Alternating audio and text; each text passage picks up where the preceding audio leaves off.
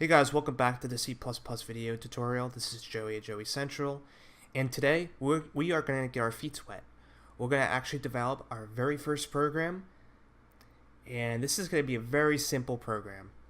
Now, if you're using Windows and you're using Visual Studio, then you could just simply follow along the video.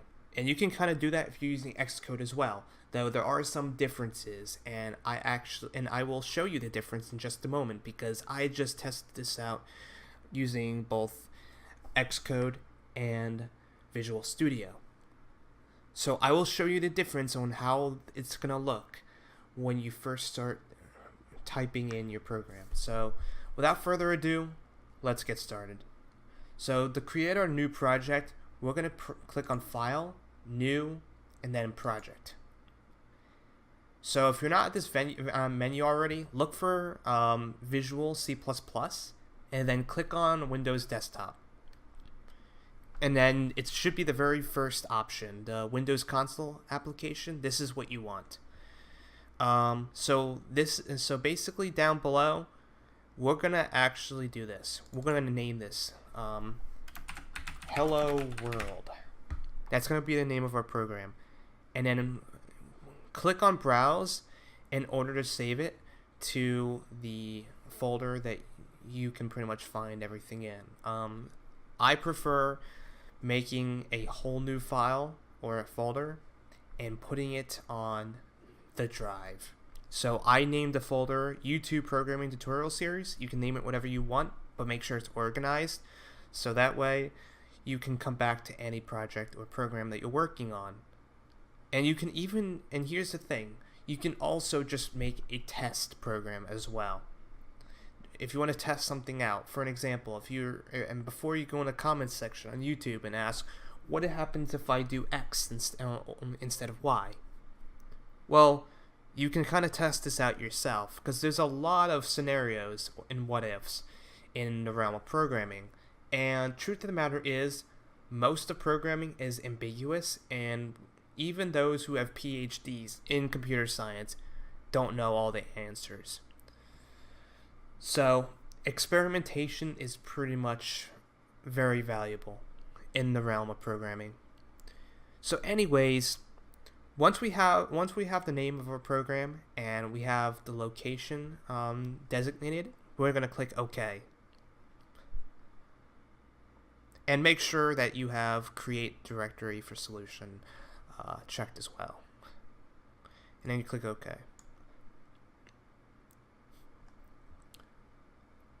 Okay, so this is how it's going to look in Visual Studio if you're using Visual Studio. If you're using Xcode and you create a whole new project, you're going to do the same thing.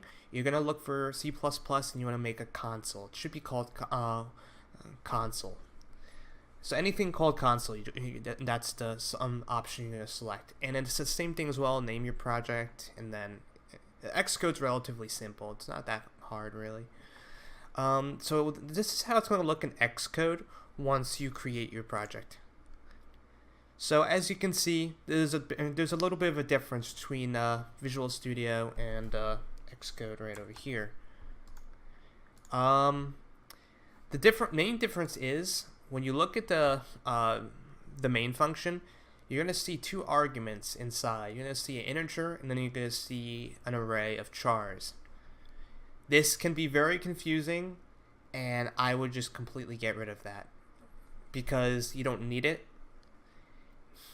And then something else you'll notice as well is that you see this std, and then you see two colons on cout, and basically you don't really need to do that if you are using the standard library, and I'm going to show you how to do that in a moment. So if you're using Xcode, my suggestion is to get rid of the two colons in the standard library or std, and then if you want, delete the two parameters inside of the main function so that it looks something like that.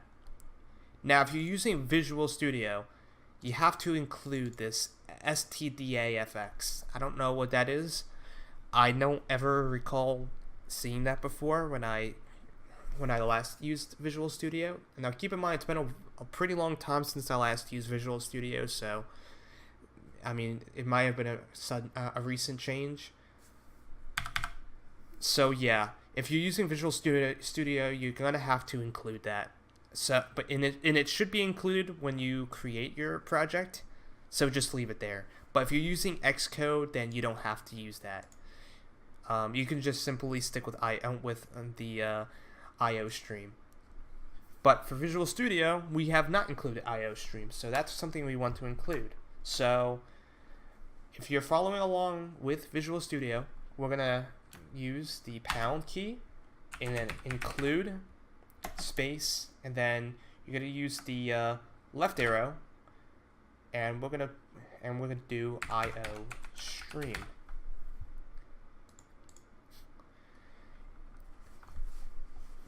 So that's pretty much, so now we have included the IO stream, but we want to also use the standard library as well. Now, don't worry if this doesn't make any sense to you, what I'm saying. The main purpose is just to follow along and kind of get the gist of what's going on, just so you have some sort of experience with the coding itself. So, we're going to include it right here. I'm going to say using namespace std. Now, when you want to click the semicolon at the very end, because with most lines of code, we're going to be ending them with the semicolon. I'd say about 80% of the time, most of the lines you're going to be ending is going to be ended with semicolon. Okay, and then if you're using Xcode, that's something you want to include as well, and I highly suggest doing that. So right below the include IO stream, you're gonna type in the same thing using namespace std, and then you're gonna end with the semicolon. And once you do that, you don't have to use std and then the 2 colons. Okay, so after we do that, so in Xcode you already have hello world pretty much, but if you want, you could delete that and follow along. And I highly suggest deleting it as well, because there's something magical about when you type in the code, you're kind of learning more from it than just copying and pasting. So I would just delete that whole line right there. You don't have to, but I would suggest doing that. Now let's go back to Visual Studio. And so inside of our main function, and like I said, I'm going to talk a little bit more about the main function in the next video conceptually. But in this video, I just want to get you guys to have some experience with coding, and there's no better way than creating a hello world program. So what you're going to do now is you're going to type in cout. This is pretty much going to be our way of generating text. So you're going to do that, and then space, and then you're going to do the left arrow 2 times, and then a space, and then inside of the double quotes, we're going to type hello world. And after that, we're going to type in 2 more left arrows, and now we're going to type in end L, and then we're going to use the semicolon. Now, this is the same thing as this line of code right here on line 13 in Xcode. The only difference is we don't have to type in the std and double semicolon, because we are using the standard library, whereas in this program here, when we first started the project in Xcode, it doesn't exactly show it. And then also, this is the ASCII key for new line. You don't now. It does the same thing as using the standard libraries end line. So it's kind of optional. You can do that, or you could just simply if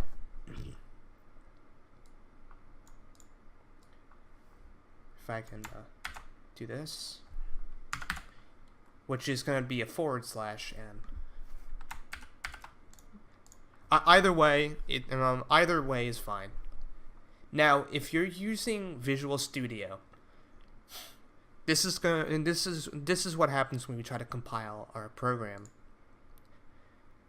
And for the first time, it's going to ask you if you would like to build it. You click yes. And as you can see, it pops up for like a millisecond and then it closes out. This is what happens when you use it with Visual Studio. With Xcode, it basically, you don't have to do anything else. It'll stay on the screen until you hit a key. But for Visual Studio, it's kind of a pain in the ass. So this is what you can do. If you add an extra line, and then right before, right in between the return key, you would click right here. This is a breakpoint. Breakpoints, I'll go into breakpoints much later because there's really nothing to explain at the moment. But breakpoints are really useful for debugging. But for now, we're going to use a breakpoint in order to read our text. So we're going to try this again. Now, as you can see, it pauses our video. It pauses our program right before it executes the return call. So as you can see, it says "Hello World." So once we want it to stop or close down, we hit continue. What that's going to do is it's gonna pretty much go play back from where the breakpoint was. So a breakpoint almost acts like a pause. It pauses the flow of control in your program, and then when you hit continue, it goes on. It goes to the return call, and then it closes down the program because that's what the return call does. And again, it doesn't make any sense. The return makes no sense, but all you need to know right now is that the return call right here is pretty much telling the program, listen, we're done. There's nothing that needs to be done in the main function, and we can pretty much just exit. And that's pretty much what it's doing. It's almost like telling the program, okay, it's time to end. It's time to shut down. So yeah, that's kind of the main gist of creating a Hello World program. That's our very first program that we've created inside of this tutorial. It doesn't seem like much. I know. It's not practical. But it is very helpful in kind of getting our feet wet with programming. It helps us to see code. It allows us to kind of get some hands-on experience. And I feel like this is kind of important because as I go into the concepts in the next video, you'll kind of have a feeling for, okay, well, I did that before, so I can kind of relate to that. Whereas if I started going into the concepts immediately before we started doing the program, you might be a little bit confused. So hopefully you found this video helpful. If you have any questions, leave them down below in the comments section, and I'll get to them as soon as I can. Otherwise, stay tuned for the next video. And this is Joey Central signing off.